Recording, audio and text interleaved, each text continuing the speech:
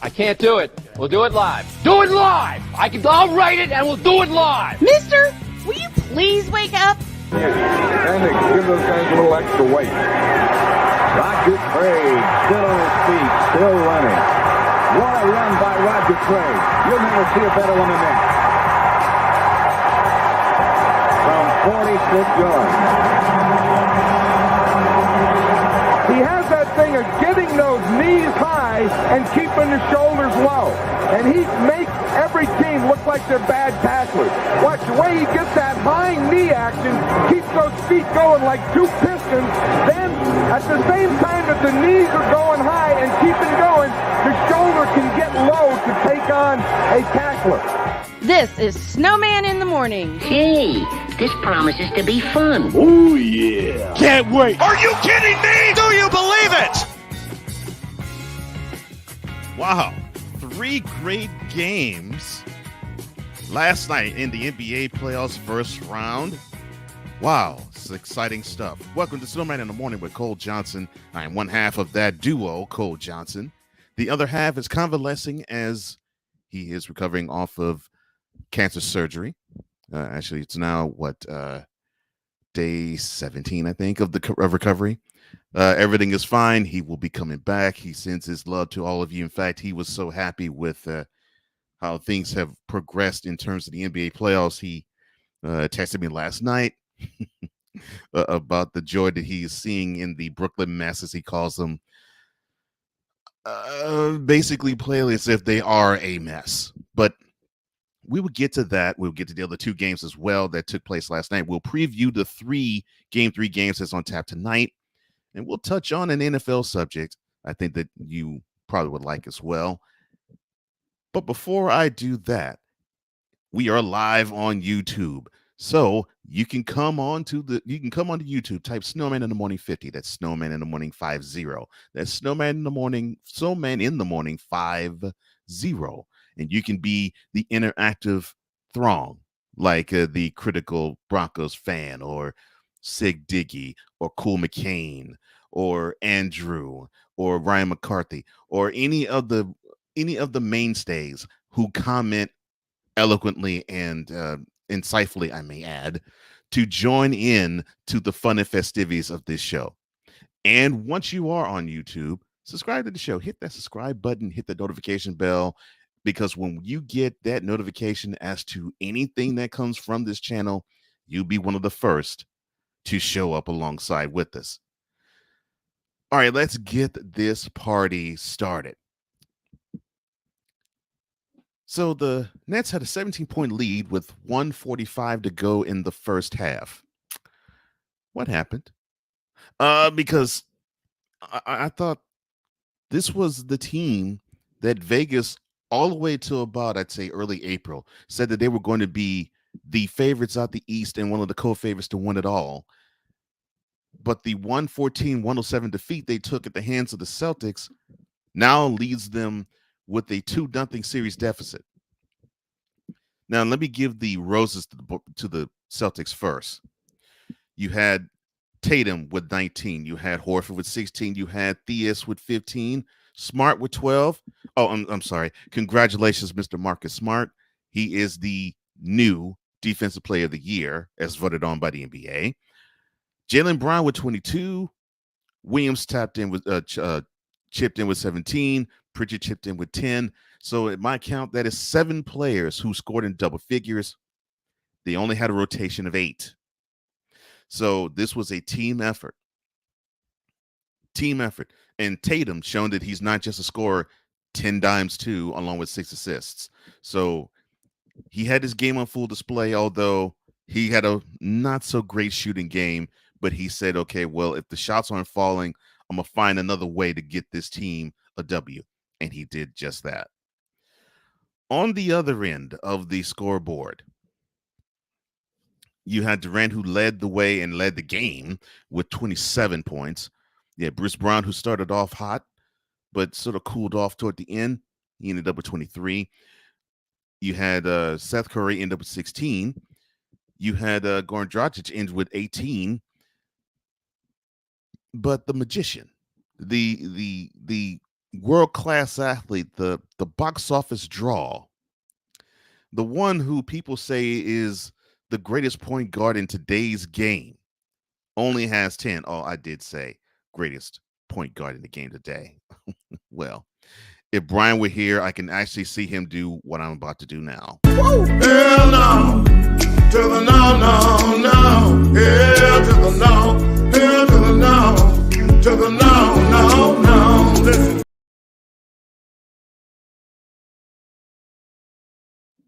Now, what I really see though is a team in the Celtics who play like a team. They actually are playing together. They're playing as though the two top players in Jaylen Brown and Jason Tatum are being rallied around with the other pieces. And that's how a team is supposed to play, especially now. And in these two games, they do look like they are the number 2 seed in the East, as juxtaposed to the Nets, where it really does look as though when it's the fourth quarter, the whole team is looking for Kyrie or it's for Durant to lift them up to a W.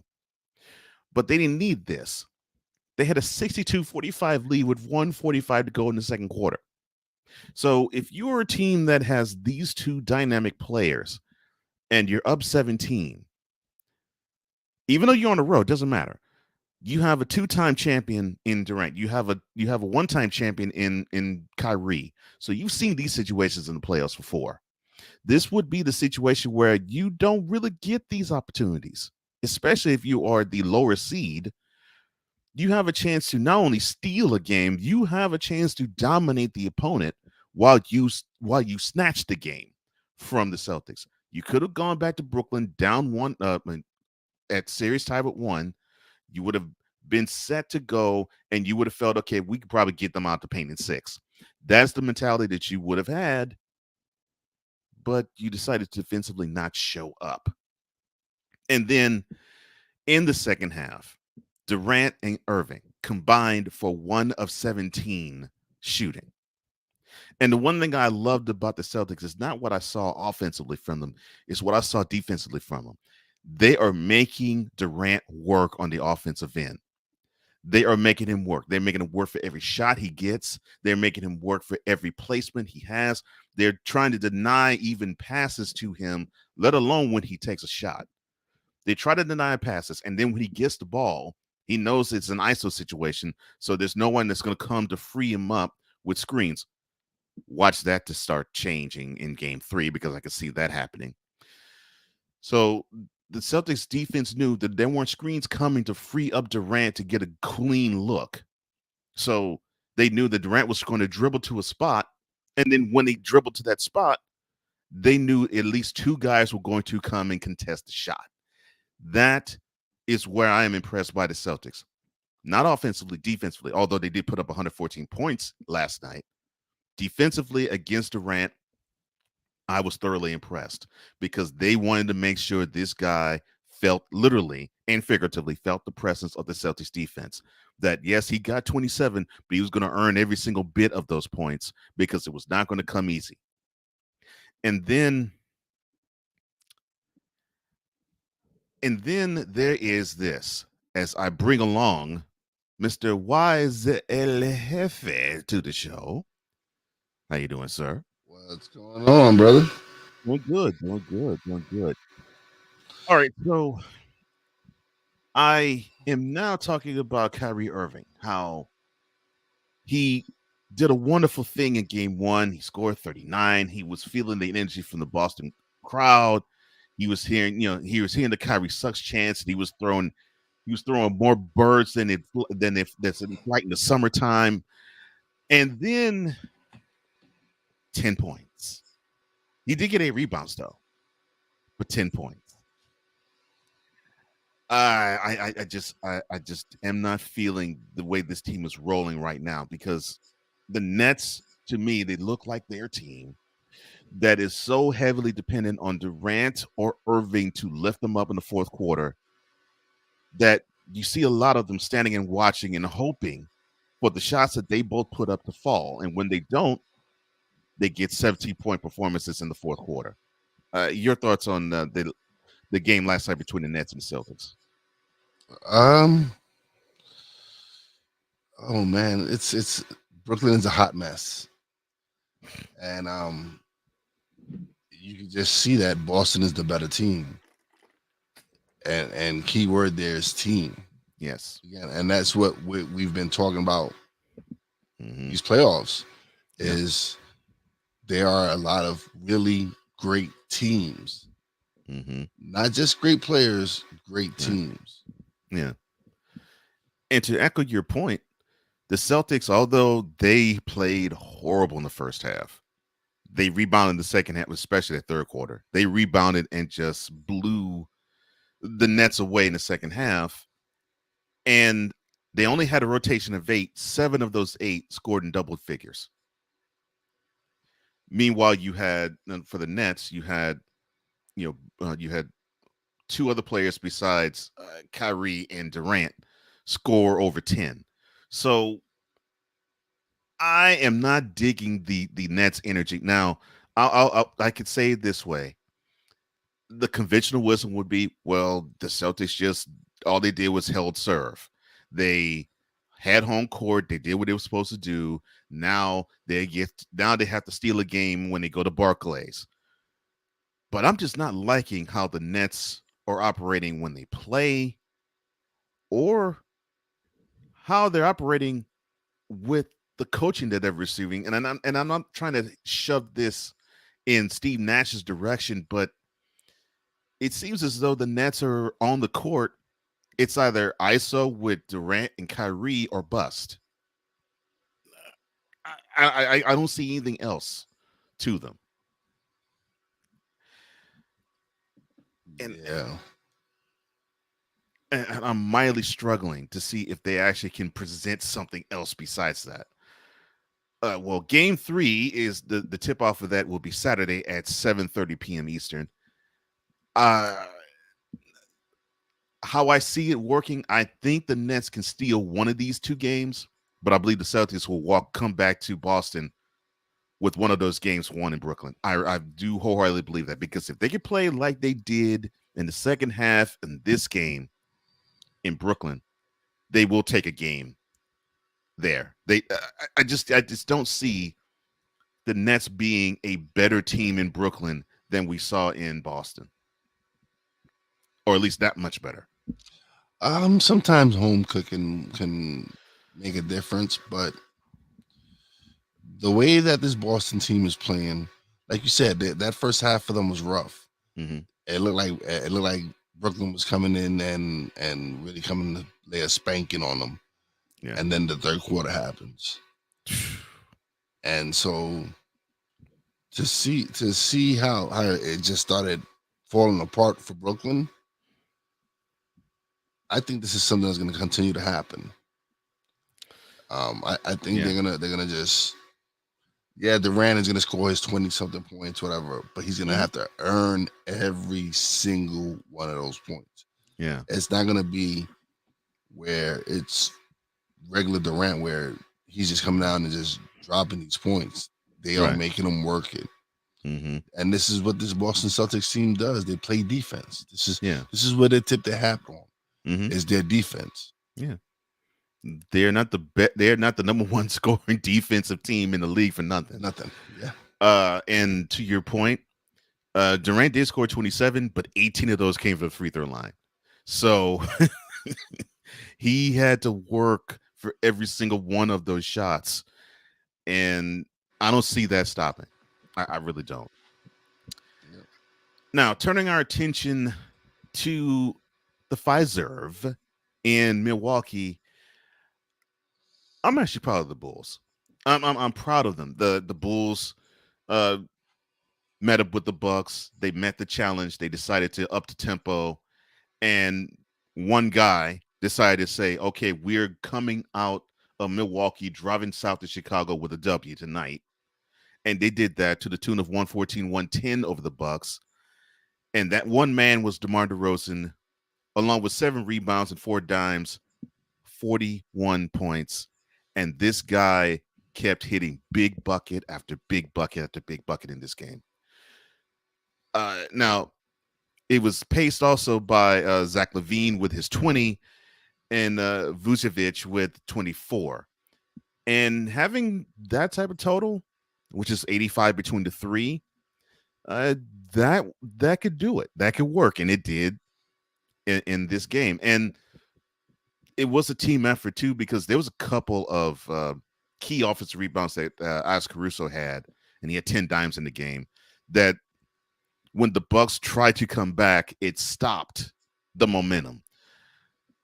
But the Bulls, they did what I thought they had to do. They upped the tempo. They decided not to stay stagnant in the half court set, because I think that plays to Mike Budenholzer, the head coach of the Bucks. I think it plays to his style that he wants to have, which is he wants to grind teams out in the half court. Now, on the losing end, the Bucks was, of course, paced by Giannis Antetokounmpo with 33. He also pulled down 18 boards, had 9 assists, came close to a triple-double. And that's scary that he had to do that to even have the chance for the Bucks to even come close to victory. And plus, the other 4 starters were in double figures. Middleton with 18, and I hope he's doing better. He had to leave for a time on the floor, I think, after the third quarter. Lopez 25, Holiday with 15, and Matthews with 11. So the starters did what they were supposed to do. The bench did next to nothing. And I don't mean just in points. They did next to nothing. And that can come back to bite the Bucks in the behind, because if you're going to put all the weight on the starters, you're not going to have anything in terms of a victory. And they're going to play teams stiffer than the Bulls defensively for sure. Your thoughts on the Bulls-Bucks game last night? I saw the Bulls show some fight. They really showed some fight. They showed that they're gonna make this a series. They're not just gonna lay down for the Bucks. They're gonna come and play. And it was key that 2 of their biggest acquisitions in the offseason played a big part in this victory. Mm-hmm. DeMar DeRozan showing that he can be the man. He can be that superstar that San Antonio thought they would get in when they traded him for Kawhi. Right. And we're always talking about these types of players. Pest.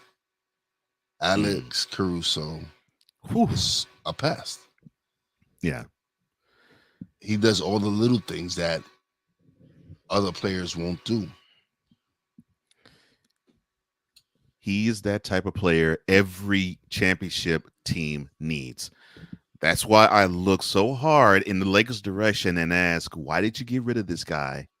Because you need to have him on your team. I didn't want to go there. But I digress. I figured you didn't.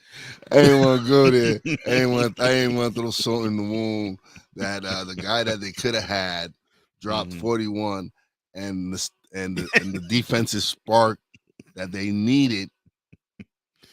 Yeah, chipped in with 9 points and 10 boards. But we're not gonna rub that in. No. So what I've noticed is it seems to me the pace of play is going to win this series. The Bucks are at home, having it be a grinded out, hardcore half court set, and I think they seem to work better that way. They can play the up and down game too, but they seem to work better when the game is slowed down in a half court setting. Basically, like how, and Budenholzer is, of course, a disciple of Greg Popovich, where that is how he played when you had Tim Duncan and Manu Ginobili and Tony Parker be the 3-headed monster that it was in the 2000 odds and the early 2010s for the Spurs. If they play slow, or at least if they play physical, I think that they stand a better chance of beating the Bulls in this series. The Bulls, on the other hand, I think they need. I won't say they need to have it be loose and free. They don't need to be like Showtime Lakers, but they need to have the more free flowing type of style of game. Although they can grind it out too. Yeah, that's what I was about to say. They're without Lonzo, they're not really that up down team, right? Right. Mm-hmm. They grind it down. They can grind it down just as good as Milwaukee. They have some guys that can play down low. Yeah. So they can, of course, Milwaukee's deeper, I think, bench wise. Right. And so I don't know if the Bulls can continue this pace throughout the series. But to me, I think this might just be the most competitive series out of there. Oh, I actually think I think the Bulls could really push this to 7 games. Oh yeah, I believe they can too. And to your point, yes, the Bulls have the ability to grind it out too. I mean, they do have the down low presence. Where they, and of course, DeRozan is not necessarily a 3-point shooter, although he can make threes. So, of course, the game for them would be better suited if it was half court too. But when you're dealing with length like the Bucks have, that half court gets a little tougher, especially in the playoffs because the intensity ratchets up on defense. And I guess the way that the Bulls have to do it is they have to, like the Raptors, we'll get to them next, like the Raptors did in the end of the first and early second quarter. Basically take misses in the defensive boards and turn into instant offense every now and then. I think if the Bulls could do that, draw the Bucks into that type of game where they can shoot bricks and then immediately just shoot down the other end and get a couple of easy buckets, get the Bucks back on the heels a bit. I think that's when they will have the issue. And I'm not necessarily saying they should be like the Warriors where they could just simply just make it a track meet. No, definitely not. I agree. I don't think the Bulls can put up 114 points the other 3 wins that they might have, but 105 is fine. 100, 105 is okay. I can see them doing that. And if they did that, you would have to have a couple of fast break opportunities generated from defense. Yeah. Yeah. But I believe the pace of play is going to determine who wins this series. And both teams could play both styles, but I think the Bucks prefer it a little slower, and the Bulls need to have just a little bit, not a lot, just a little bit of track in them. Not a lot, just a little bit. Yeah. Game 3 of this wonderful series, which is the only one in the Eastern Conference that is tied at 1, is set for tip-off at 8:30 p.m. Eastern tomorrow. And to your point, sir, I do agree. I think this is the most competitive series. If not, it definitely in the East. Not even question, the most competitive series in the East. Not just because it's 1-1, but because the two teams, they almost look evenly matched, actually. But it stands a chance to be this is the best series in the first round. Now, of course, there is a couple of other series that could compete, but this one for sure. Switching to the game up north, the first game 3 of the first round was contested last night. And the Raptors beat the 76ers. Well, wait a minute. Whoa, wait a minute. No. They had the lead all throughout the game until it was forced into overtime. But then a Joel Embiid 3 with 0.7 of a second left in overtime put the 76ers up 3-0 with a 104-101 overtime victory over the Raptors. This to me was just basically a game where the 76ers played bad, but they played bad, but they rode the horse that is named Joel Embiid. I can't explain it any better than that. I really wish I could. Toronto collapsed, man. Toronto collapsed. This is a game that they needed, especially being manhandled the first 2 games because they were Yes, manhandled. they were. They were manhandled the first 2 games. Mm-hmm. And yeah, at least now they showed that they had some fight, but they let that game get away. And they needed this game. They really did need this game. Now you're down 3-0. I'm not saying that it's over. Yeah. But it's looking more and more like this could really be a sweep. Yeah. It's looking more and more like that. Sick as always. Good morning to you, sir. What's Glad up, that you're Sick? aboard. Okay, so for the Raptors, and correct me if I'm wrong what I'm about to say after I get the box score. All right, so you had Anunoby who led the way for the Raptors with 26. You had Gary Trent Jr., who, of course, when he gets it stroking from 3, the dude just can't stop, which that happened last night. He had 24. You had Achidwa hit 20, but you had Siakam and Vliet each only score 12. So your 2 studs, you have the lead going into the 4th, but your 2 studs aren't the ones who got you there. Right. And you this is when you need your 2 studs to come up big. This is when you need your 2 studs to put the game away. Mm-hmm. And Siakam and Van Fleet didn't show up. No, they didn't show up. No. So no, they didn't. So combined 9 of 29 between the 2 of them shooting. Yeah.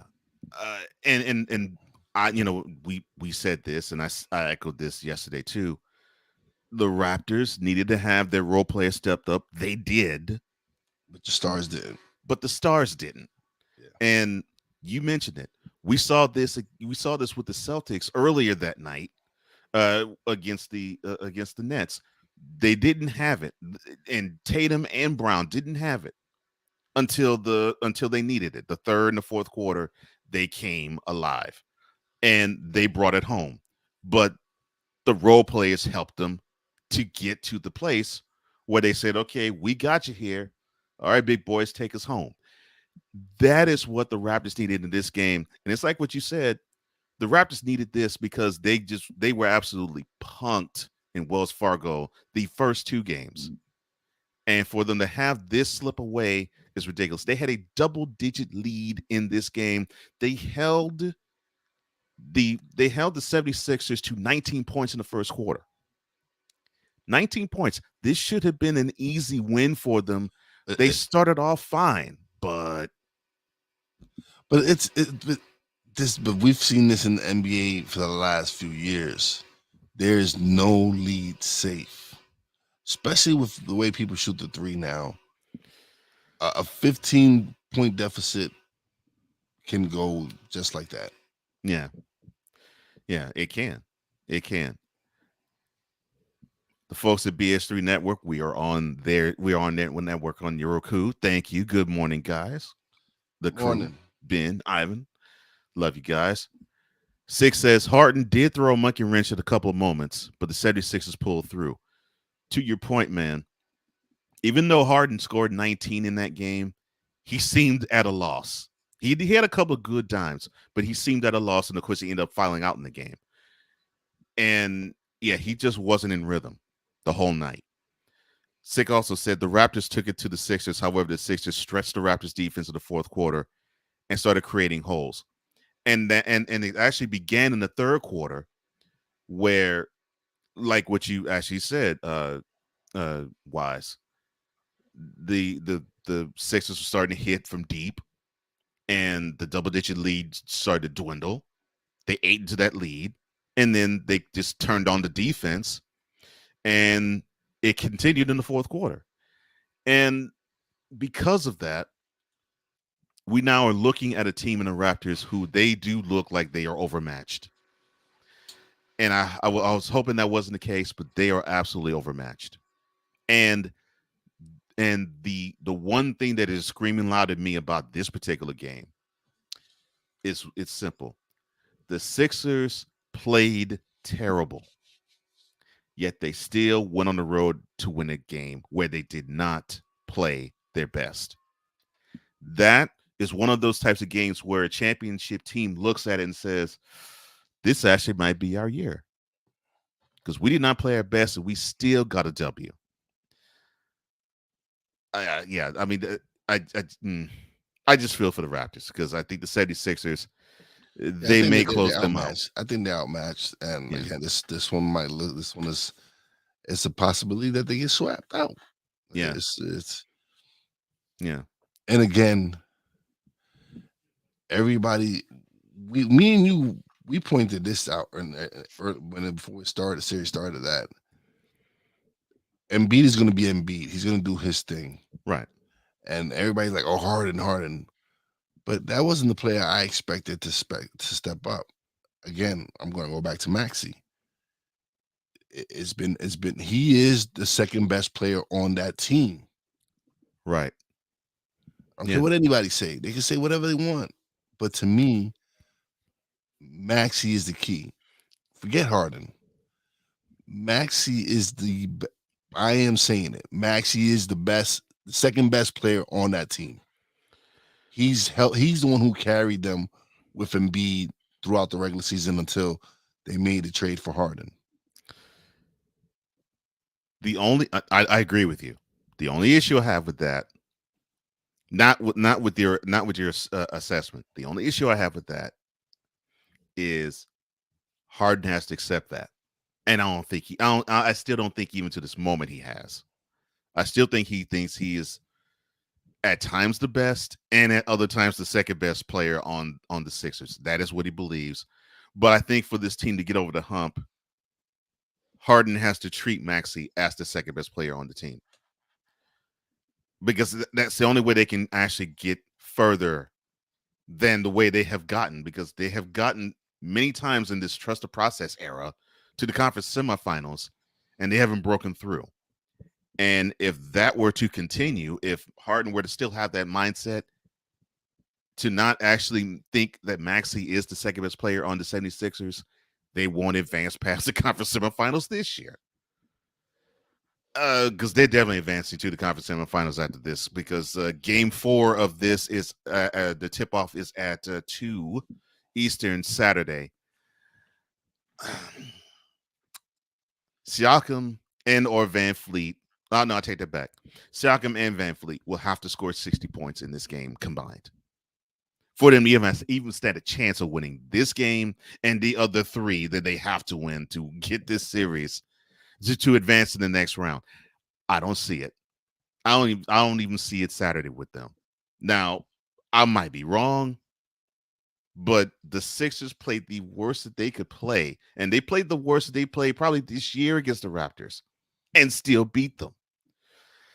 That's a hard pill to swallow. Yeah, they're in their head. They're definitely in Toronto's head, and yeah, it's only a matter of time before Philly closes it out. Yeah, I agree. Yeah, at worst, it's going to be a gentleman's sweep. 6 says, to Wise's point, Maxey's unafraid in his heart. Yeah. And I like Maxey. I do. I like Maxey a lot. And I think in order for them to advance, that is exactly what they need. That player who is unafraid to be big in that moment and to show heart, no matter if it's on offense or defense. That's necessary because he does play well on both ends of the floor. So the question I have is, when they advance and they probably play the Heat the next round, will Maxey get the opportunity to shine, or will it be the Embiid Harden show? And if that's the case, they'll be bounced. I don't want that to be the case, but they would be bounced. All right, so that is last night's set. We're going to preview tonight's game 3 sets. There's 3 of them tonight. And we're going to do this right on the other side. Have y'all even considered the fact that Jimmy Garoppolo, yes, that Jimmy Garoppolo that everyone wants to send everywhere else, may not be sent anywhere by the 49ers because, I don't know, they actually trust him? Welcome back to Snowman in the Morning.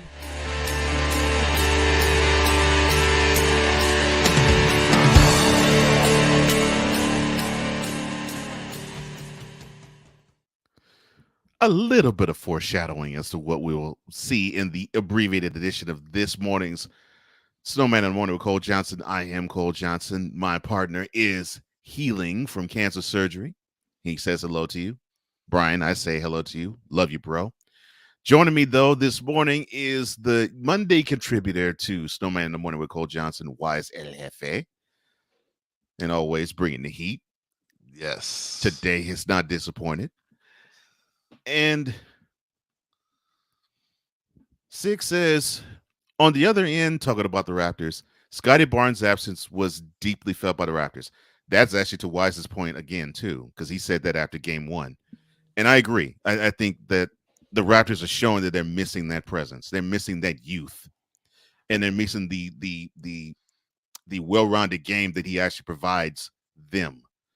Because he's the guy that he's the guy that if Van Fleet or Siakam has the off game, he's the guy that balances them both out.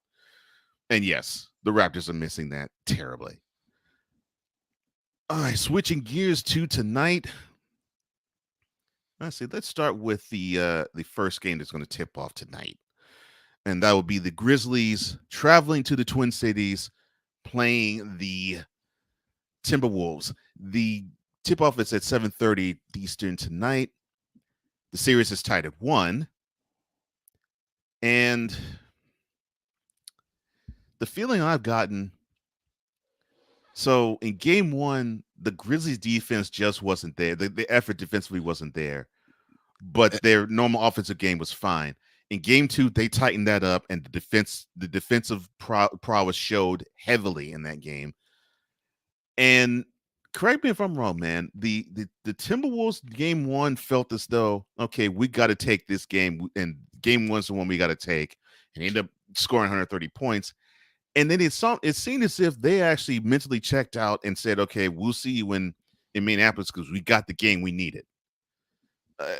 Am I reading more into it than I should? I feel it was just flip-flopped.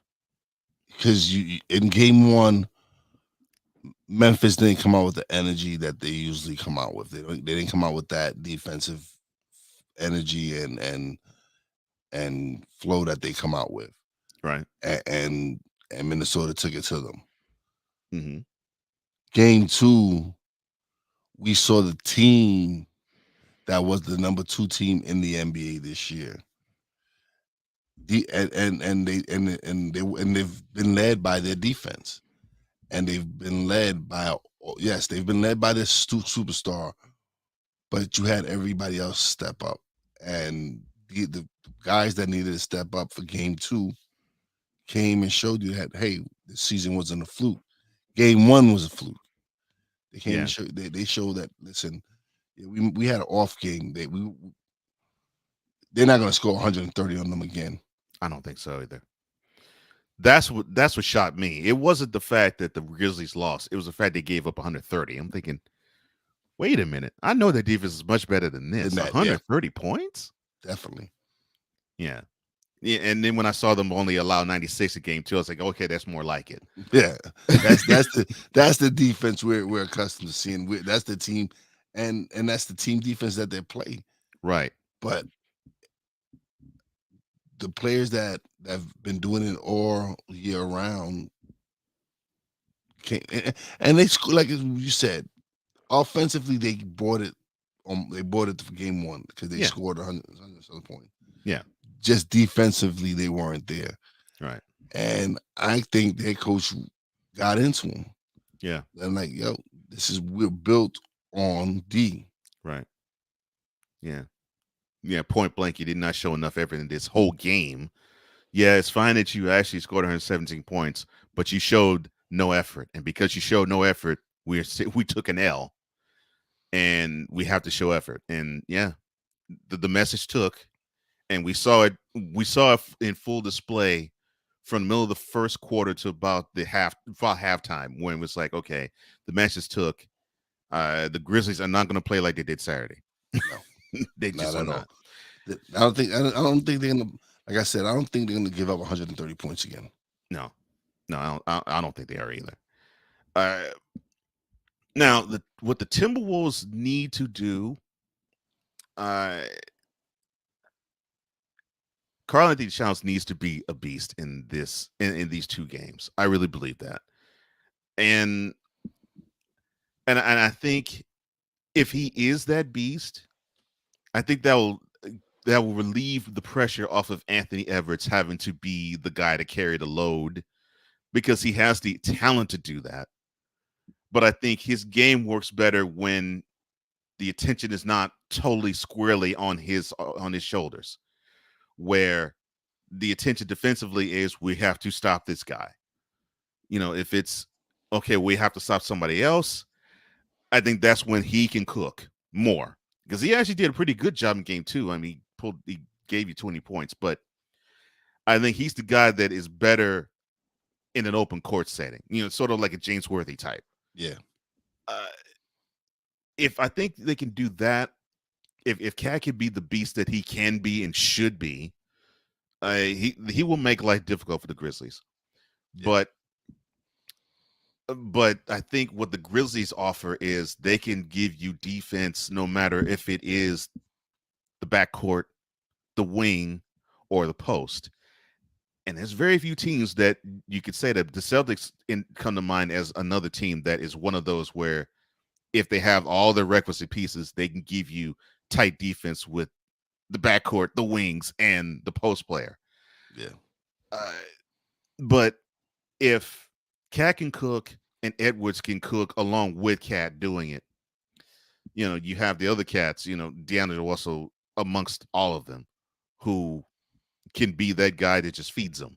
And to me, this is probably the most intriguing series of all of them. The most highly contested to me is the Bucks Bulls, but the most intriguing is this one because it can go either way. It depends on which style of play shows up more.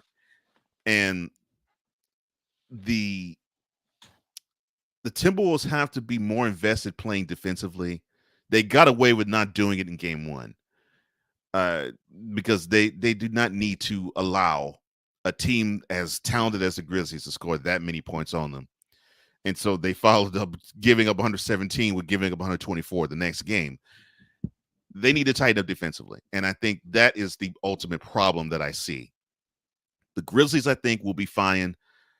I think the Timberwolves have to tighten up defensively more, and Cat has to be a beast. And if one of those two does not happen, Memphis will come back 3-1. Or it will come back 2-2. But guaranteed Memphis will get at least one game if the defense isn't tightened up and or Cat isn't a beast. And that both happens, then Minnesota's going to have to play for their playoff lives when they go back to Memphis. It's just that simple for me. All right, the next game on tap, 9 p.m. tip-off. It is the Mavericks going to Salt Lake City. And they're playing the Jazz. And to me, it is really simple. I could talk about the Jazz all day and night long because all they have to do is just basically just be the defensive presence that they were in game 1. They'll be fine. But my focus isn't with them. My focus is with the Mavericks because no Luka again. And that's the issue. They need to have Luka there. Although Jalen Brunson, he's a stud. He's a stud in the making. No question about that. He just has Jalen Brunson has just signed himself a new check, man. He just got paid, man. He's about to get paid this offseason. Mm-hmm. He is one of the top free agents, point guards out there, and a lot of teams are going to be clamoring to get at him. Yeah. And so they're going to need another big effort from him. They're going to need Spencer Dinwiddie to do what he does. Right. And then the rest of the supporting cast has to step up if they really want to hold on until Luka gets back. Yeah, I agree with you. Ryan, good morning to you, sir. And he says good morning to the chat and everybody watching as well. Good morning, Ryan. Yeah, everything is good, brother. Happy Thursday to you as well. Okay, here's the thing. tonight, it's all about the first quarter for the Mavericks. I could say they have to be all 48 locked in, and they should be because they're professionals. But I really believe it matters how they come out the tunnel with this game. I can say this, being a Rockets fan, I have seen many games the Rockets played against the Jazz. Doubled especially when the Jazz do not have home court advantage, but they take a game in one of the two, and they come back for game 3. I've seen that many scenarios with the Rockets watching the Jazz, watching them go to Salt Lake City. The atmosphere is absolutely crazy. And it literally is like a college type of setting. You know, you see like the stadium decked out in yellow, or since they've been wearing lately these desert like colors of yellow and orange and red and black. You see the stadium, 18,000, 19,000 people holding up yellow and orange placards and being loud and not sitting down until the Jazz player makes a bucket, and just simply being absolutely crazy in noise. That atmosphere is absolutely difficult to play, and the Jazz seem to. It doesn't matter whichever Jazz that you're talking about. It could be the Mark Eaton Jazz. It could be the Stockton Malone Jazz. It could be the AK-47 Jazz, and it could be this current incarnation. They seem to feed off of what the crowd gives them, and it just boosts them even further. If the Mavericks can hold serve in the first quarter, they stand a really good chance of stealing that game tonight. And I really believe if they can steal tonight's game, they'll have a chance to win the series, period. But I think if they lose tonight's game, the road's going to be much harder. And I'm not just talking about because they'll be down 2-1 in this series.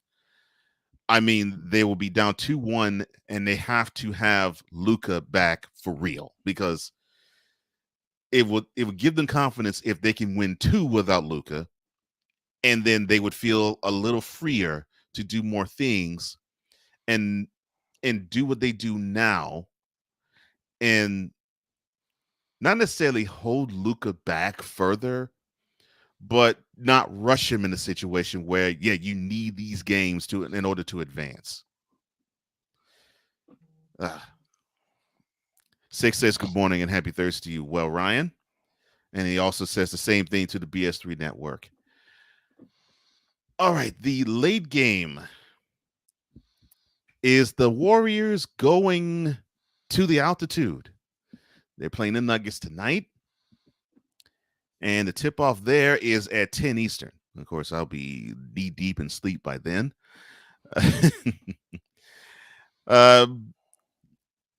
Of course, it's always the altitude. You always have to deal with that when it comes to the Nuggets, if you're the Warriors.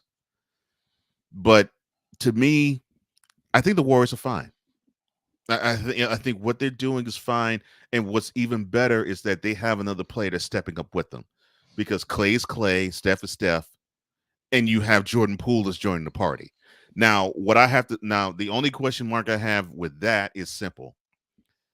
Can Jordan Poole take the game that he played so confidently in San Francisco on the road? And if he can do that, the Warriors will be very difficult to beat. Now, the Nuggets, that's where I'm squarely laying my gaze upon. Somebody other than Nikola Jokic needs to step up. That's simple, that cut and dried. But who do they have, really? Seriously, like they have some good players, but you're missing two of your studs. Yeah. That can help alleviate the burden from Joker. Mm-hmm. But they're out. They're not available. Yeah. And the secondary squad isn't doing what they're supposed to. No. They're not. Listen, and we knew this was going to happen. We knew that if Joker's cast didn't chip in and help, this is going to be a long series for them. Mm-hmm.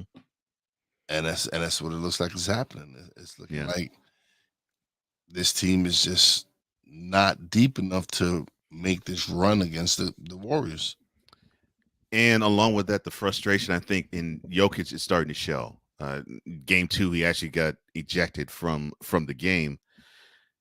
There's a lot of pressure if you're the man and you don't have, like you said, you don't have Jamal Murray on one side and Michael Porter Jr. on the other to help you out with the load that they're carrying. I mean, look, I can see Jokic having one of his wonderful games where he could drop 40, put you 15 dimes and grab 15 boards. I could see him doing that in one of these 2 games, and that would lift them to a victory. I could see that, and hopefully that game is tonight. But you said it best. That's very, very difficult for a man of that magnitude to lift a team that's full of role players, and none of them are on the caliber of the 2 elites that are supposed to be with Jokic, and they're both out. 6 says, well, Denver is called the Mile High City. Yep. Yeah, it is. Oh, I'm sorry. You were about to say something? No, I agree with you, man. As if that bench doesn't step up, or if those role players don't step up, if Burton doesn't step up,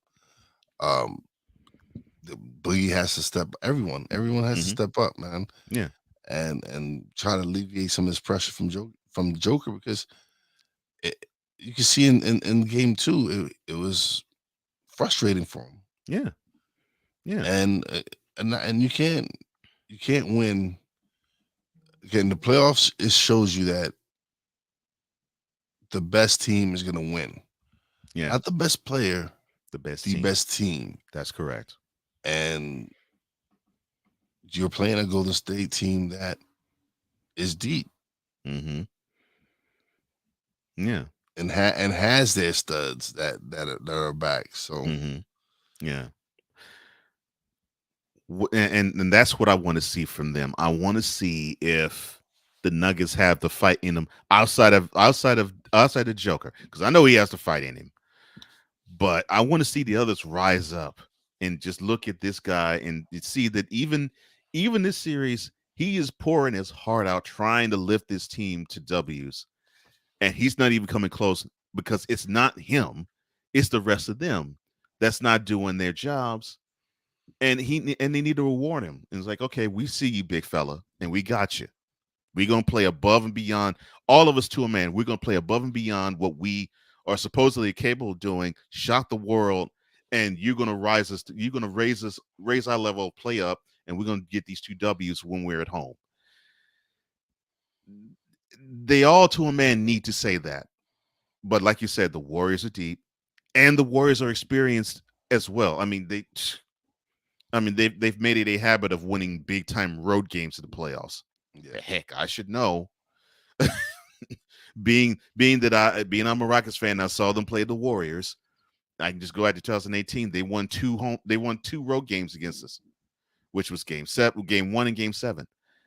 And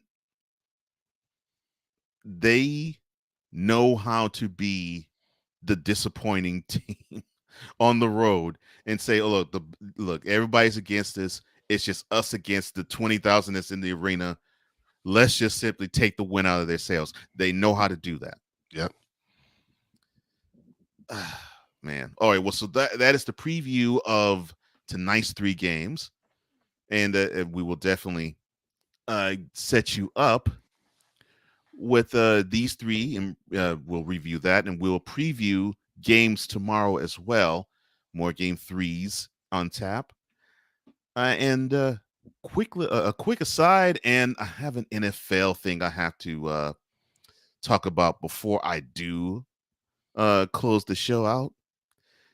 So on the other side. In case you bronzexuals don't know by now, LeBron has never been the face of the NBA, although people want to claim he's the face of the NBA, when there's a fellow in Oakland, California that kind of snatched the mantle from Kobe by hitting a 3 in his face. What impact has LeBron James had on the NBA? I'll answer that for you. Nothing. Jabroni, Jabroni. Welcome back to Snowman in the Morning.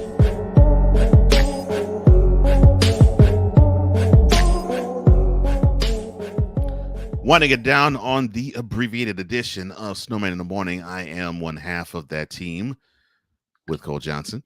I am Cole Johnson.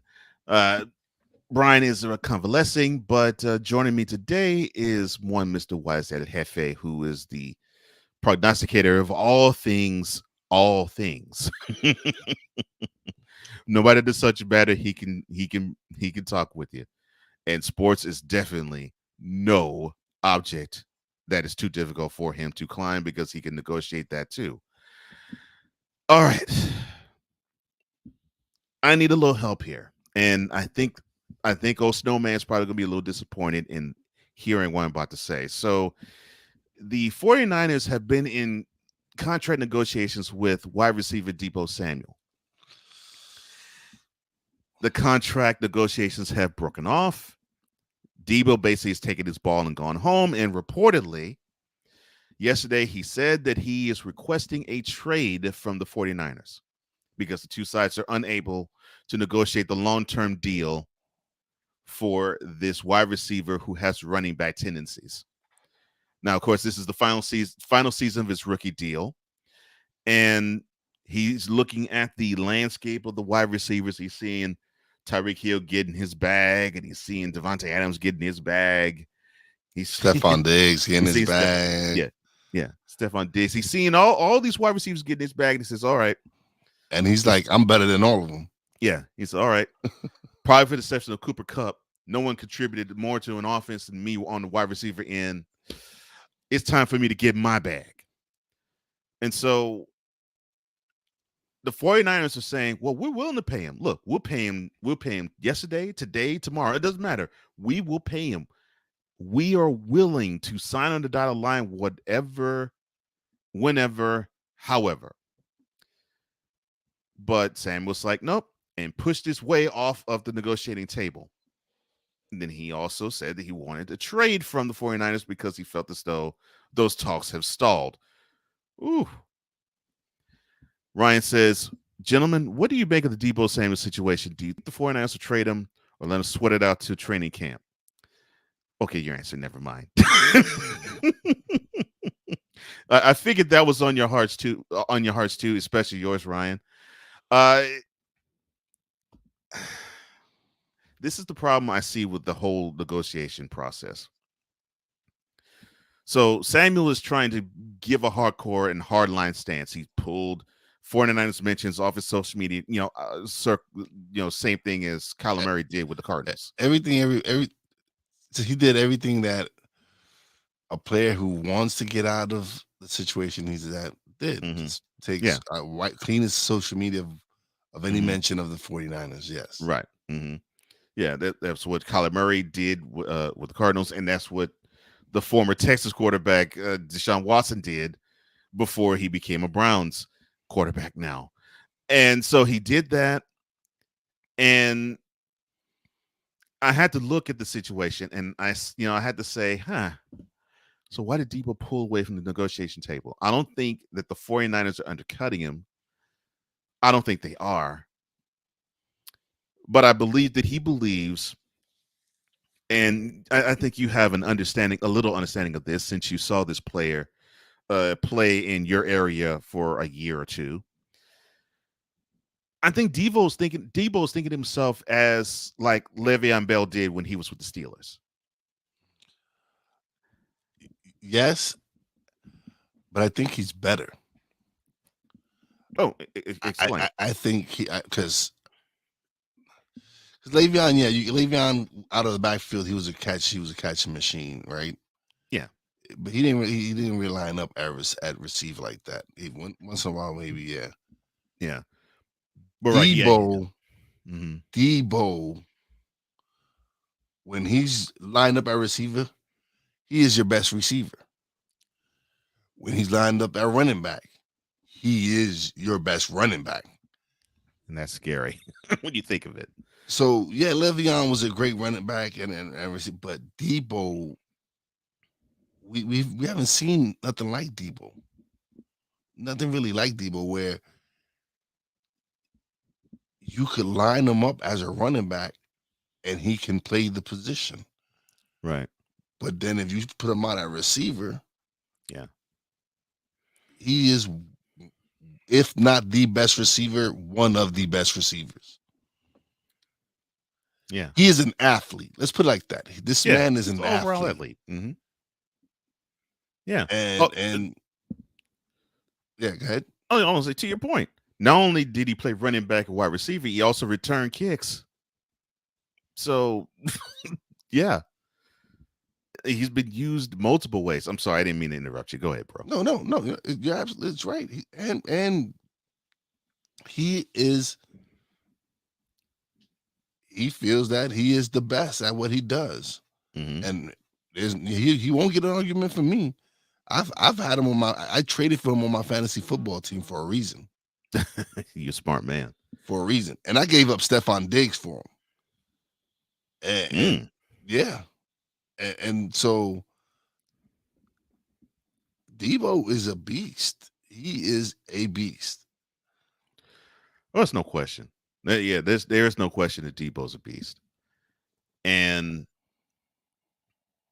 yeah, the way you laid it out, yes. And I felt this way when it came to Le'Veon Bell too. I was thinking, okay, so I've heard you talking about Le'Veon. I heard you talk on air saying that when you compare me to every other running back, every other running back until that particular year where he got franchised a second year, and just had everything break down, including his career, where he was saying, look, you have me 1 year and I'm contributing like for example, like Adrian Peterson did 1 year, and then the very next year I'm contributing the same amount as Ezekiel Elliott did. The next year I'm contributing the same thing as David Johnson did. The next year I'm contributing the he was saying that he's like, look, it's me and this guy, it's me and this guy, but it's me and another guy when you go from year to year to year, and I'm still producing. And I feel as though that although, yes, I do get 300 carries, I also receive the ball 70, 75 times, and I should be paid like a wide receiver / running back because I do more.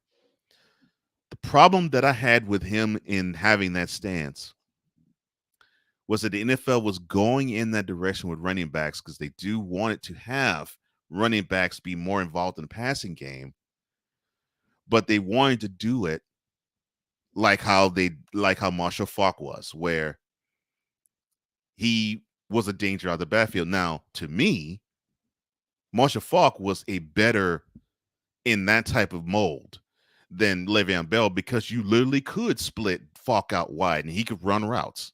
Yeah. And Le'Veon tried to argue that he could run routes too, and he probably could, and he probably did, but it wasn't that you split him out wide like 10 plays in a game. No, a lot of his was he would come out from the backfield and they would hit him with a pass. Yeah. So yeah, it was wheels. It was screens. It was flats. But like you said, Marshall Faulk, you could line him up outside and he would run routes. Yeah. So, and with Deebo, it's the same thing. Yeah. You could put him at running back and he can be your traditional running back. But then you line him up and he becomes your most dangerous receiver. And this is with Kittle's at tight end. Yeah. Yeah. It's amazing how Deebo has become the number one passing option almost I won't say overnight, but within a couple of years, he's become that number one guy, even though you have Kittle. I agree with your point. I wholeheartedly agree with your point. And here's why. If you're going to line this wide receiver up at the backfield 15 plays in a game, and he can get anywhere from between 7 to 10 carries and has done so, and not only give you those 7 to 10 carries, but he's liable to give you 4 yards to carry like a running back does, and can still give you that work with the corner when you split him out wide too. And he can have 100-yard games as wide receiver while carrying the rock 5, 6, 7, 8 times in the game to boot. And if he breaks out a couple of those running plays, he can easily give you 100 yards rushing. Yeah, this guy is an athlete. And when I saw him line up in the back, here's the education I needed to have when it came to Deebo Samuel. I knew that he had the ability to line up in the backfield because I saw him line up in the backfield, but I saw him do this in the way that most offensive coordinators / head coaches who have an offensive mind use running backs. You know, similar to how like the last possession the Rams had in the Super Bowl, where they had a 4th and 1, and they were on their own 30, and they line Cup up in the backfield, and they had Cup. They didn't line Cup in the backfield. I'm sorry. They had Cup split out wide, and they had him cut in, and he took a reverse and got a first down. I saw Samuel doing those things, but they're straight up saying, "Look, bro, we think you big, bad, and bold, brother. We can line you up and have you split between the tackles." You don't normally you never see wide receivers take handoffs and run between the tackles, hit up the gut. You don't see that. Deebo Samuel does. Does that? Yep, he does. He is gonna revolutionize that position. Yeah, he's gonna show you that an athlete, because he is an athlete. He's one of those. He's one of those players when you're at the draft combine, they have receiver, running back, and they have athletes. And this man is an athlete. Yeah. And so he just happens to be capable of playing both positions at a high level. Yeah. But say both of them well. Yeah. Yes. Now, to directly answer your question, Ryan, this one right here. I'm sorry, not this one. This one here. I don't think the 49ers would trade him, at least now. I don't think they will trade him now. They see the value in Deebo. I think what they're running up against. Let's see how I can describe this correctly. So there's a scale of how each position is paid a certain amount of money. And it's a sliding scale, obviously. It slides each year. And it normally goes by the franchise tag scale, where, if they were to franchise Deebo, because he's designated as a wide receiver, he would get the top average. He would get the top average of the top 5 producers in the position. Yes. So it benefits him more because receivers get paid more than running backs. Right. And that was the argument that Le'Veon Bell was having. It's like, look, I'm a running back. I do wide receiver things. I should get paid almost commensurate to what a wide receiver gets paid. And that fell on deaf ears because the NFL looked at him as a running back. So did the Steelers, so did the Jets, so did the Ravens, so did the Chiefs, and so will any other team that decides to sign him. But yes, you're right. He has the advantage that he is a wide receiver. Like you said, I think he's revolutionizing the sport to the point where he's going to have the 49ers are going to have to come off of really good dough to say, a lot of it. To say, you know what? We know that, we know Cooper Kupp's a bad man. We know Devontae Adams is a bad man. He got his check. We know Stephon Diggs is a bad man. He got his check. We know Tyreek Hill's a bad man. He got his check too. And we know Amari Cooper can be a bad man. He got his check also. All right. So this is what we're going to do. we're going to look at you as a guy who's a hybrid, and we're not going to treat you as a wide receiver who happens to be a hybrid. We're going to look at you as an athlete, like Wyatt said. We'll look at you as an athlete, and we're going to pay you just a shade bit above what most of these high caliber wide receivers get paid because you do more. And I understand that. The 49ers, though, have to come to that understanding and say, okay, Deebo, we know you are different, and we're going to pay you differently because of that. Yeah. 6 says, wait a minute. I understand that Deebo is very talented and multifaceted, but could he just be asking for too much? It's understandable to play hardball, but... No, hold on. I got to chime in on this. Go ahead. The man is only getting paid $4 million for this year. upcoming season. Correct. $4 million. Correct. That's what he got for his rookie deal. Right. $4 million. He's putting up the numbers these dudes make, the same numbers these dudes that are making these Boku bucks, even more. One could argue Amari Cooper didn't have the season he had. I would argue that. I would argue the only wide receiver that had a better season was Cooper Kupp. I would argue that. That's the only receiver you could say really had a better season than Deebo Samuels. So I'm all for him getting that bag. Listen, a player has to get that bag ASAP because now that it's being guaranteed, now that these contracts are getting somewhat of a guarantee, he wants in. And I don't blame him. Especially that's another issue. Putting the numbers that he's putting up. That's another issue right there. It's like, oh, well, we can have these guaranteed money? You mean to tell me we can have a player where all the money is guaranteed? Oh, I think that's causing another monkey wrench in plans too.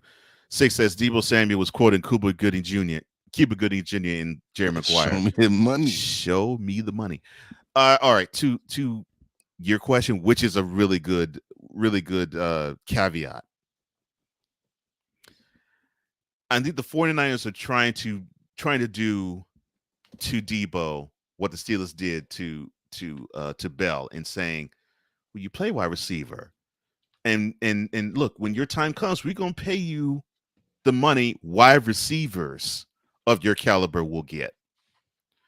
But Deebo is saying there isn't a wide receiver of my caliber. And I don't know. I don't disagree with him. I don't either. And that's where the impasse is. That's where the impasse comes to play. Because the 49ers are to really simplify it for you, the 49ers are willing to give him that Devontae Adams money. They want to give that to him. But Deebo's saying, I do more than what Devontae Adams does. They're willing to give him that Stephon Diggs money. But he's saying, I do more than what Stephon Diggs does. He does. Mm-hmm. They're saying, look, we're willing to give you that Tyreek Hill money. But he's saying, I do more than what Tyreek Hill does. I think that he might just be the only argument on that table because Tyreek kind of does the same thing Deebo does. The only difference is you don't see except for Tyreek doesn't run it up the gut because he's not that big. Yeah, I was going to say. Yeah, that's but the only. He does everything else. He does everything. He does the kick return and the receiver and that and he does come out the backfield. Yeah, but does he run it up he can't? Deebo could be that. The thing with Deebo is he can be that finesse runner, or he can be that power runner. So it's like if you try to load up the box on him, they can alternate. He can run his route, whatever, and he can create something out of coming out of the backfield. And again, that's why when he's with his argument. He's right. He does more than all those receivers. Mm-hmm. So I think that's where it is. At least just looking at it from his perspective, and to me, Tyreek Hill is probably the only one where you had to do a pause. Like, well, Tyreek returns kicks and punts too every now and then, and he does run out of the backfield. But you said it, he doesn't hit it up the gut like Deebo does, and so he could even say with Tyreek Hill, I do more than what he does because I could do reverses. Yeah. I could do pitches to the outside, but I also run the ball in the middle too, like a running back does. So I think that's where you have the issue and the problem. That he's saying, I can do more because I have proof. Here's what I've done.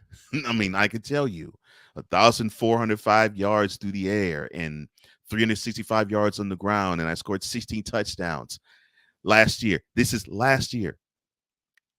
Come on, guys. You can come off of more than just what the big time wide receivers are making now, because I'm more than the big time wide receiver. Mm-hmm. And he can say that. And I will still maintain the only wide receiver where if you were to say, and even he doesn't do what Deebo does. It's Cooper Kupp, yes. Yeah. But the production to me is still just a tad bit more. The only one if he were to say, well, I do more than this guy, and the answers return, nah, not really, bud, is Cooper Kupp. That's the only one. That's the only one. Because Stafford relies on him so much. So much. And see, but again, but then he can go, all right, yeah, Cooper Kupp is putting up those numbers, but he's got Matthew Stafford. I got Jimmy G. Jimmy Garoppolo. Oh, no. And no disrespect to Jimmy G. But again,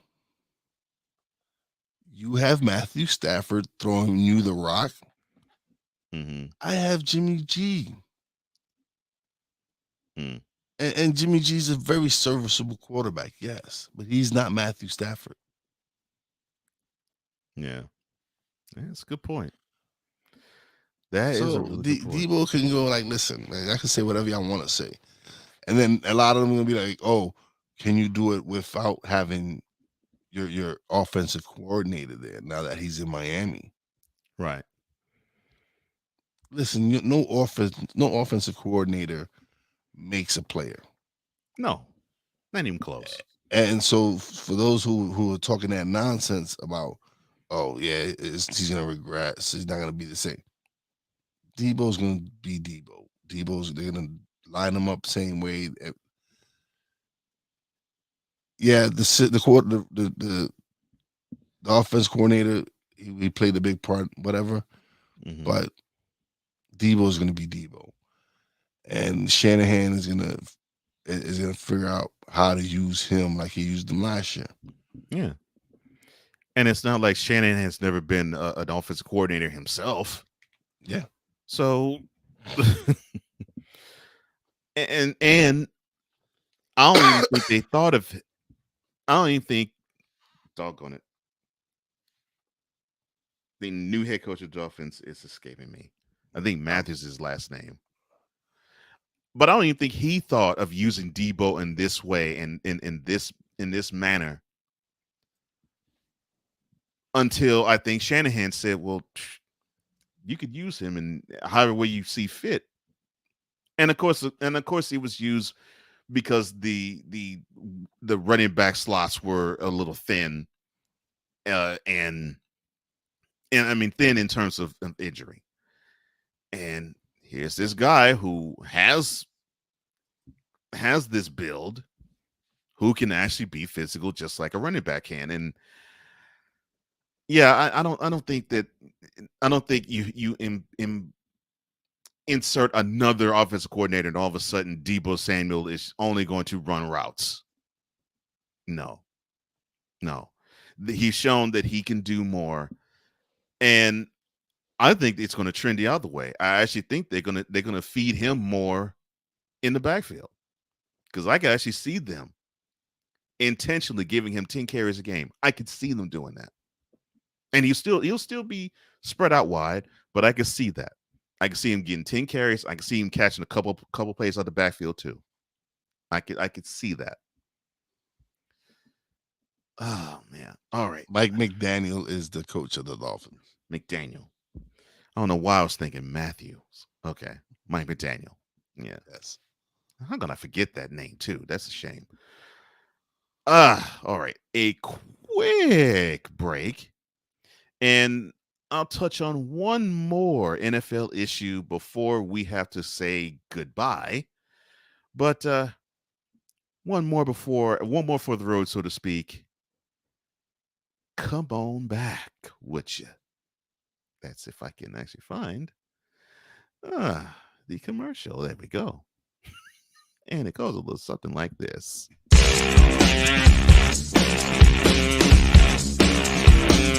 This is Snowman in the Morning.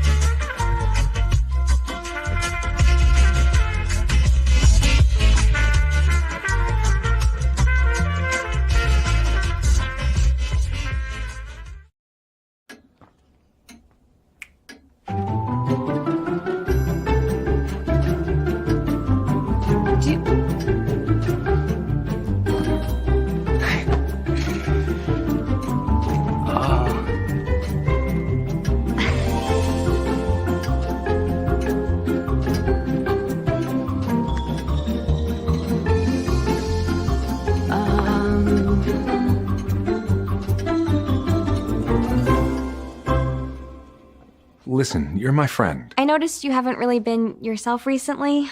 Yeah, I feel like something's up. How are you? Are you okay? Is there anything you want to talk about? I just want to know how you're feeling. And listen, even if you don't know what to say, I'm here to talk. No matter what you're going through, I just want you to know I'm here. I've got your back. When you want to talk, I'm here.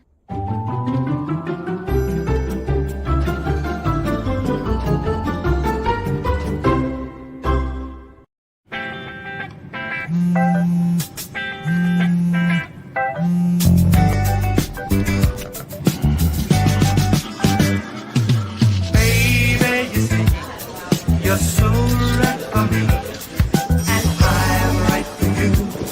I love the things you do, like sweet tasting wine. Your lips are so divine. Your loving turns me on. My lonely days are gone. That's why I'm never gonna let you go. Never gonna let you go, babe. I'm never gonna let you go. No, never gonna let you go.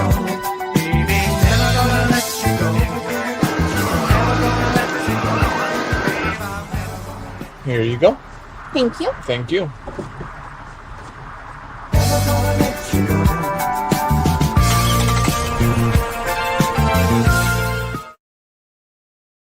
Hey guys, it's me, Isabella Gomez, filling in for Smokey Bear because he's got more to say than just... Only you can prevent wildfires. Like, if you're outside enjoying a barbecue, don't let a hamburger distract you from fire safety. Make sure you aren't dumping your hot coals or ashes onto the ground because that could start a wildfire.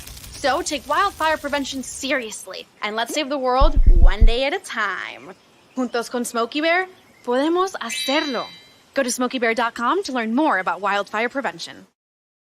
If you can celebrate Christian McCaffrey having a 1,000,000 season, if you can celebrate Marshall Faulk, who had a 1,000,000 season by electing him into the Hall of Fame, then why can't we celebrate the guy who originated the 1,000,000 season with a Hall of Fame election? I'm talking about the one and only Roger Craig. If you want some, come get some. Welcome back to Snowman in the Morning.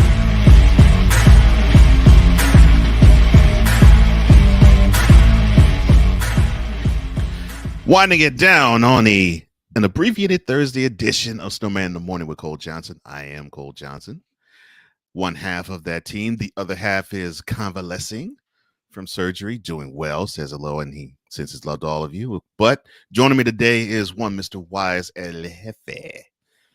And I always appreciate it when he's joining me.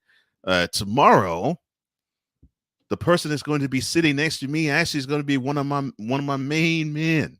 Cool McCain is supposed to hop along with me and partner with me as we steer into the fantastic Friday edition of Snowman in the Morning with Cole Johnson. And of course, along with it, we're going to break down week 1 of the USFL with Sam of Shady Sports Network. We'll, of course, touch on week 2 as well. We're going to hopefully have BS3 Network's own Ben Southern III in hour number 2, at the top of hour number 2 tomorrow. And we're going to enter the boom shakalaka at the bottom of our number 2 with Chris, all about that bass. Yes, he's going to join us, hopefully. Tune in. Tomorrow is going to be one jam-packed edition. And who knows, you might see Wise pop up too. You never know. You never know with me, yeah. All right, I had something else I wanted to talk about, but since you're here, I'm going to eschew what I was going to talk about in light of this one. All right, so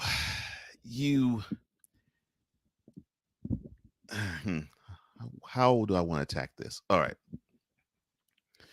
So you have AEW, who introduced the concept of the forbidden door. I sort of like the term, yes, but it's gotten so overused. It's like, okay, you can stop using it so much. And of course, now the term has turned into a pay-per-view. Yes, with New Japan Pro Wrestling. Mm-hmm. Yes. And my question, well, my opening salvo question to you with this would be the following.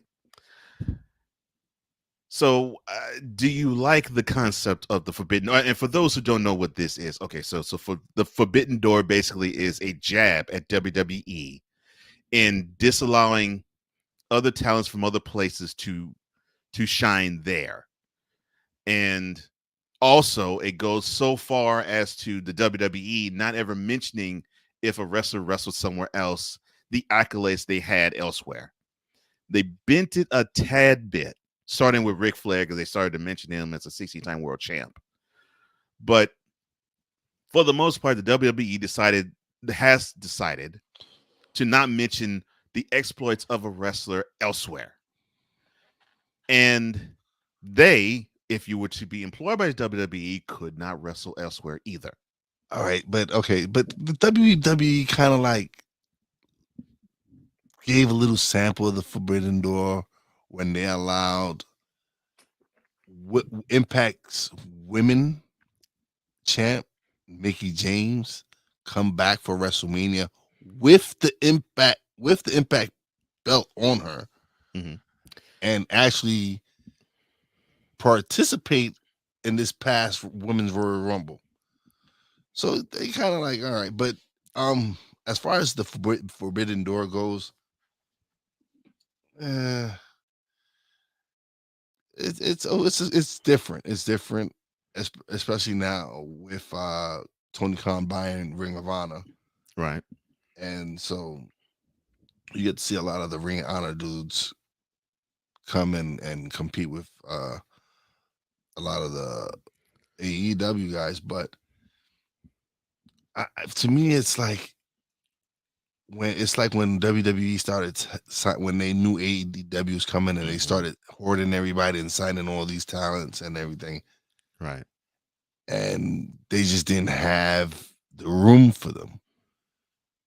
You're seeing AEW now kind of like sign all these people, and a lot of the people that they had originally aren't getting any airtime. It's like you're signing off every single cast off that WWE, almost just about every single cast off that WWE is releasing.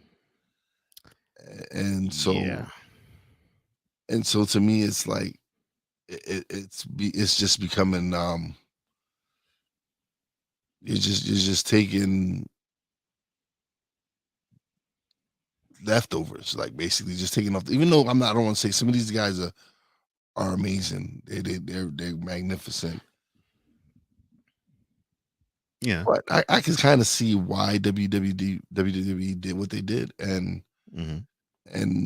they're more focused now on building their superstars from scratch. Yeah. And it's kind of like what they did when they started the Attitude Era, like when they transitioned from the Hogan era to the Attitude Era and started giving all these young guys an opportunity. So, and this is what they do. They build up these superstars, and after they're done with them, they build up some new superstars, and that's how they've maintained a grip on this industry that they have. Yeah. Oh yeah, no question. And yeah, you jumped ahead of me because that's exactly what I was going to say. The term Forbidden Door has gotten so popular amongst the industry itself that the WWE actually bent over backwards to allow Mickie James and a returning Melina, also who is a member of the NWA, to be in the Royal Rumble this year. Yeah. Six says WWE's business model is based on exclusivity. Good word, because that's exactly what it's based on. AEW is following the same model of Impact by developing working relations with other promotions like New Japan and AAA in Mexico. Yeah, totally. Oh, I'm sorry, Sick. I missed this one. It's funny how Cole was swearing like Snowman. Doggone it. But yeah, I can understand why that model of exclusivity is what the WWE wants to do. I can understand that. And yeah, AEW is taking that tack too. The issue that I have is what you just mentioned, man, about AEW as a whole. It was almost getting to the point when, starting with who came aboard, and I was like, I really could care less that they came. Keith Lee. And I love Keith Lee. But it got to the point where when they announced he was coming to AEW, I was like, oh, really? Yet another talent that WWE let go, and you want to get him on, and where are you going to fit him? And I started to have that feeling, and it's like, stop taking the WWE leftovers. You don't want to be like how basically the WCW ended up becoming. Yeah. Because that led to their downfall. And what I loved about AEW at first was they were giving people like Jungle Boy an opportunity. Right. They were giving Luchasaurus an opportunity. Orange Cassidy. You gave Hangman Adam Page, even though he was doing a little bit with Bullet Club and all that. Yeah, New Japan and Ring of Honor and all that. Yeah. You were giving these young guys that opportunity, and now it seems like everyone that WWE is releasing is you want to sign. And listen, you sign Bryan Danielson, great, that's great. Yeah, that was a good signing. You bring CM Punk back, good signing. Yeah, but then now you bring Kyle O'Reilly. Yeah. Fish. Yeah. I love Adam Cole, baby, but I do too. To me, do we need to see Undisputed Era 2.0? And that's what it is. That's what it is. All they're missing is Roger Strong going over there, but yeah. So yeah. So to me, it's I love William Regal. Yes. Oh, I do too. But you're not really you're straying away from what really endeared everyone to AEW. Right. Because if they wanted WWE, that they would watch WWE. Right. So if you bring in all the they have a little bit more freedom as far as their promos and all the other stuff. Yes, I get that. True. But you're not wowing me like you did when you first started. Like it's to me, you're regulating a lot of the talent you have to dark and elevation, and so, like I said, I think you're just signing way too many people, and the people that you were originally pushing, they just fall into the wayside. Like, I love Scorpio Sky. I think he could be bigger than what they did. They put, yeah, they He put the hurts me. yes, they put the TNT title on him, But they took it right off him and gave it back and gave it right back to Sammy Guevara. And I love the Spanish God. I do too. But it's like, again, all these signings, man, to me, it's diluting it. It's like you're not doing what you were doing originally. Right. Yeah. You're creating a bloated roster, and like you said, that it was you perfectly said it. The reason why people were drawn to AEW was that we were seeing wrestling talent getting pushed. Alan Darby being another example. We were seeing wrestling talent getting pushed that you would not see get pushed, even in Impact. Definitely WWE, but even in Impact or even in Ring of Honor, you were seeing that type of talent getting pushed, that type of talent getting shine, that type of talent getting the publicity and trying to build a rapport with the audience. And because you're starting to see a lot of these WWE retreads, it has bloated the roster and diluted the product. Another that has not gotten the opportunity because the roster's bloated, Ruby Soho. She had all this fanfare, and then when she had her women's title shot against Britt Baker, when she took the L, we didn't see her for a few months. I'm like, what the heck was the build for? If you were just going to have her job out and then have her job out to nothing, and you banish her to dark and elevation, what's the point? Brian Cage, another another. You haven't seen him until recently, when now that Tony Khan has Ring of Honor, right? He has someplace now to put this talent, I guess. Yeah, but I felt they mishandled his situation. Like, they grossly mishandled his. Oh yeah, and he hasn't been injured or anything. He No, just hasn't been on TV. Right. Yeah. Six says, talking about business models that AEW is employing. You're seeing a similar thing with UFC compared to Bellator MMA. The former is about exclusivity in UFC, while the latter, Bellator MMA, is working relations with Ryzen in Japan. Well, to your point, Sick, if I'm not mistaken, Dana White and Vince McMahon are good friends too. So yeah, you're right. Sick also says a lot of former WWE superstars have gone to AEW. There's plenty who found a home in Impact. Yeah. Or the NWA. Yeah. Yeah. Matt Cardona being amongst them.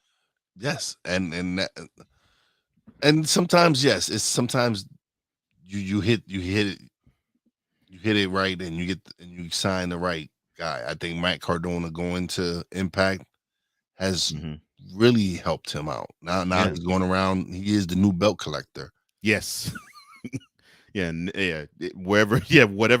Whatever promotion he's working for, he has to have a belt in it. Yeah. And so I like what Impact has been doing. Same.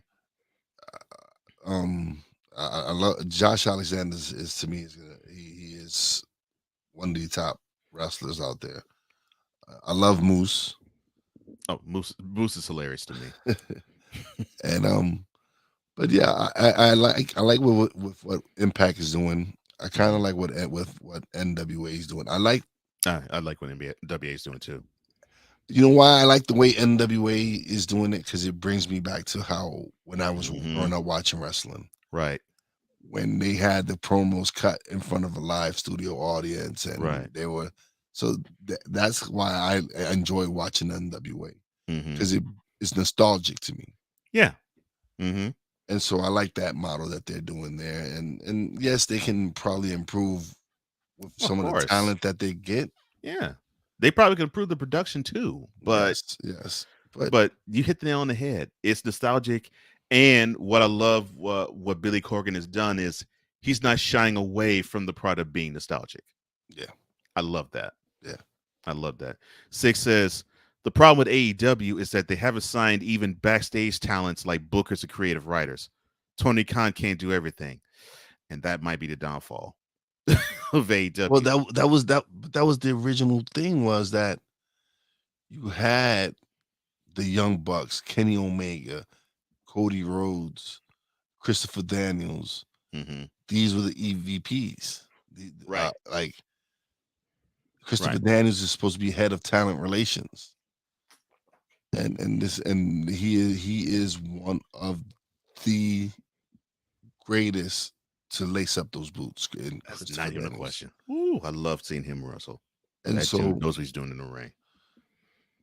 I kind of and I guess it kind of like, to me, I feel like Tony Khan is doing too much.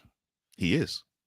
And I get it. He is a wrestling fan. He is one of the biggest wrestling fans out there. And I get it. But I think maybe he should start like letting his wrestling people do what they do. Right. And I think that was kind of the problem that Cody had and why he left. I'm just speculating. I don't really know. But I think that was part of the issue with it, was Tony was supposed to probably be, probably supposed to be just the backing, the money. Right. And it just didn't work out that way. Yeah. And it probably wasn't meant to work out that way, I think. Yeah. Siggy says, Six says, furthermore, AEW needs developmental to train and fine-tune their young talent. And that's what Ring of Honor is. Yeah. I think that's what he's going to turn Ring of Honor into. I think the same. Which would be, I don't want to do that, though. Yeah, no, because Ring of Honor, to me, was the number 3 company before it folded. Because they had some tremendous talent there. Yeah. Like Matt Taven, to me, he really did some great things at Ring of Honor. The Briscoes. One of the greatest tag teams, and they've just been on ring. They've been New Japan and all that. But for the most part, they've been Ring of Honor. Right. They haven't signed with W. They've had opportunity to sign with WWE. They didn't do it. And they've wrestled FTR recently, right, for AEW. But it's to me, Ring of Honor is not a developmental program. To me, it's right. You've had so many greats come through Ring of Honor and grow and develop there. Like you have, to me, I love Samoa Joe. I do too. So bringing him back, I understand why you brought him back. But it's just, if you're gonna make that into a developmental, it's just, I don't see it. I just don't see it. Yeah, especially with a brand like that. And I personally thought that when they were creating some of these other TV shows like Elevation and Dark, I figured, okay, well, they probably will create one of these to be the TV shows where they fundle fundamental talent. And that was that's what Elevation was supposed to be. Yeah. Elevation was supposed to be to help elevate the up and coming talent. Right. But they've signed so many people that they have to get somewhere to have them. So it's taking away the opportunity from the younger generation, right, that you were supposed to elevate with Elevation. And because you've signed so many people, you don't have that opportunity now. Right. And it is a shame. Six says, Tony Khan needs some credible producers. 100. He's somewhat behaving like a gamer playing GM mode in the WWE game. And look, I get passion. And I get that he's passionate about the business. That's obvious. That's completely obvious. And he actually has some great ideas. But yeah, it would be better if he were to expand his team to be beyond that. And to your point, Wise, not have it be talent. Not saying that, not saying the Bucks and Omega and Cody and Crystal Daniels can't handle it as execs, but they were execs and wrestlers at the same time. I mean, remember, people backstage when we didn't really know the business all that well, but when we got a chance to understand the business, we understood. People backstage were hating the fact that Dusty Rhodes was that. I mean, the dude was a wrestler, but he also was the booker. Yeah. And a lot of the talent did not like that because they felt as though he pushed himself over more deserving talent that needed to rise up. Now, to Dusty's credit, very few were as charismatic as he was, even at the time when he was the booker. But you're gonna have those issues if it hasn't arisen already in AEW. You're gonna have those issues come, and I think, and in part two, I think that also is what pushed Cody out, because I think he did not want the appearance. Okay, I have the pin. I could dictate what I can do, and I could dictate what others can do. And I think that's the reason why he was getting roundly booed no matter what he did before he left AEW, because that impression was, well, he can affect what other people do. Why should I cheer for this guy? He's a booker. He may not be, but that's how I was thinking. He's a booker too. Forget this guy. Yeah. That's a shame. Well, I would love to continue this conversation. Unfortunately, I have other engagements and I have to run along. So, one Mr. Wise El Jefe, where can people find you, sir? On all major platforms: Spotify, Google, Apple, YouTube. You think of it, I'm on there. So yeah, Stuck in My Mind podcast. Same thing as the YouTube channel is Stuck in My Mind podcast. And then you can also check out the radio station, realwiseradio.com, or even check out our production company page. It's www.realwiseproductions.com. Awesome. And if you want to support the show, go to patreon.com/SIT morning, and you will get behind the scenes footage. You will probably get some outtakes and outcuts and other, I guess, overtime type material too. That is SIT Morn after you hit the / on patreon.com. And you can find me at Cole Sports with a Z on youtube.com. Just type youtube.com/C/Cole Sports, and you'll find that. And that's with a Z, not an S, with a Z. And that will do it for yours truly. And along with Wise El Jefe, I am Cole Johnson. And also on behalf of Brian Snow, I hope you take care of yourselves. God bless. Make your next move your best move. And always remember, if your dreams don't scare you, then they're not big enough. Dream big, do bigger. You heard Wise, he's doing bigger. You know that Brian's doing bigger, so am I. In the chat, and you're watching or you listening at home, I hope y'all are doing the same too. Till the next time on Snowman in the Morning with Cole Johnson. Yeah, I actually got it right. I'm Cole Johnson. And on behalf of Brian Snow and Wise El Jefe, so long. And we'll see you tomorrow on a jam-packed Friday. Come on. That's right.